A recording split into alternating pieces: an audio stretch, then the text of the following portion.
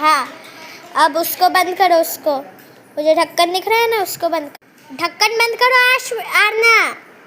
वो जो ढक्कन दिख रहा है ना उसका, ये वाला पिंक कलर का।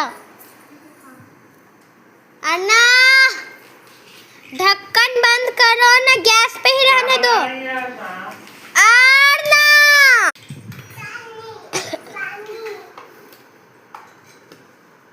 इसको पकड़ने दो।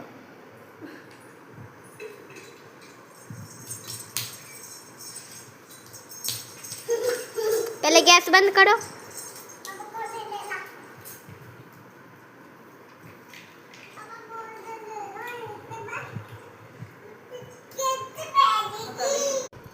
आशिक आशिक खाना खा। आशिक जूस बना के दे। आना तुम खाना खाना खाओ। मुझे भी दो खाना। जूस पियेंगे पापा। दो